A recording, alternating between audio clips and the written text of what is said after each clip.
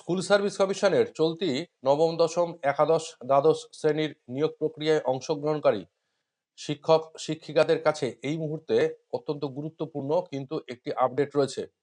গতকাল কলকাতা হাইকোর্টে দেবাংশু বসাকের ডিভিশন বেঞ্চের আদেশক্রমে স্কুল সার্ভিস কমিশন অতি অল্প সময়ের জন্য একটি সুবিধা কিন্তু চাকরি প্রার্থীদেরকে প্রদান করেছে।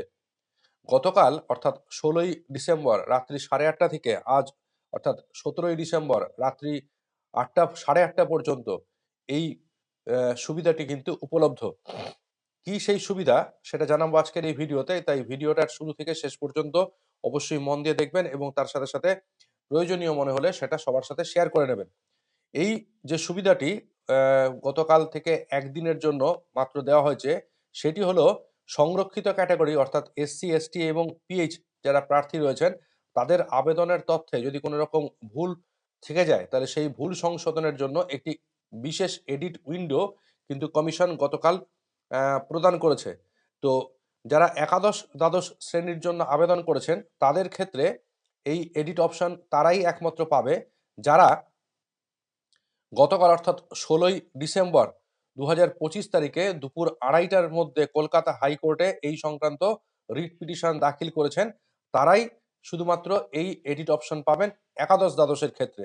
এক্ষেত্রে তাদের করণীয় যেটি সেটি হলো এই যে কমিশনের যে অফিসিয়াল ওয়েবসাইট রয়েছে সেই অফিসিয়াল ওয়েবসাইটে লগ ইন করে নিয়ে ড্যাশবোর্ডে গিয়ে তাদের যে রিট পিটিশন নাম্বারটি আছে সেই রিট পিটিশন নাম্বারটি নির্দিষ্ট স্থানে তাদেরকে উল্লেখ করতে হবে এবং পরবর্তী সময়ে যখন কাউন্সেলিং বা ভেরিফিকেশন হবে তখন তাদেরকে এই প্রমাণ দাখিল করতে হবে যে তারা ওই নির্ধারিত সময়সীমা অর্থাৎ গতকাল 16ই ডিসেম্বর দুপুর 2:30টার আগে তাদের পিটিশনটি জমা করেছিলেন।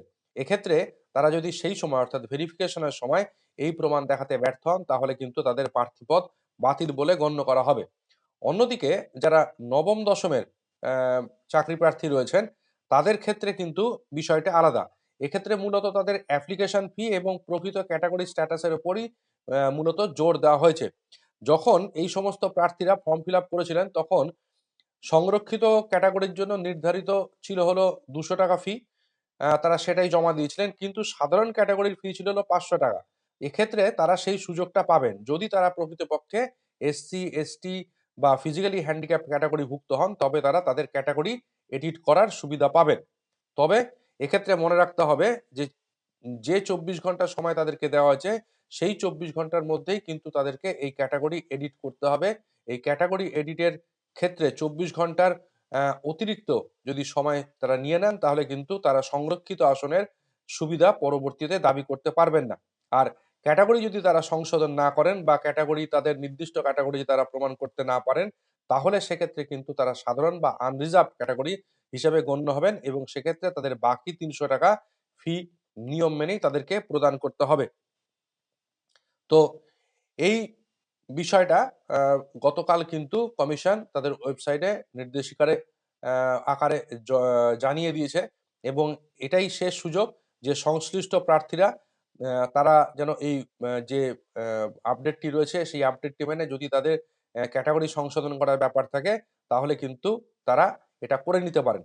কারিগরি ত্রুটি বা অন্য কোনো কারণে যারা সঠিক ক্যাটাগরি এর আগে নির্বাচন করতে পারেনি তাদেরকে বলা হচ্ছে যে তারা অবিলম্বে কমিশনের যে অফিসিয়াল ওয়েবসাইট আছে সেই ওয়েবসাইটে গিয়ে তাদের এই সংশোধনটি কিন্তু করে ফেলুন। কারণ শেষ মুহূর্তে আহ, যাতে যদি ভিড় হয়ে যায় তাহলে আবার সেক্ষেত্রে হয়তো কমিশনের ওয়েবসাইটে কোনো রকম সমস্যা হতে পারে। তাই সময় থাকতে আপনাদের বলবো যাদের এই ধরনের সমস্যা আছে তারা অবশ্যই কমিশনের ওয়েবসাইটে গিয়ে নিজের নিজের ক্যাটাগরির যে যে অংশ এডিট করার প্রয়োজন আছে এই মুহূর্তে এডিট করে নিন। ভালো থাকুন সকলে, সুস্থ থাকুন এবং এই গুরুত্বপূর্ণ শেয়ারটি সবাইকে শেয়ার করে দিন।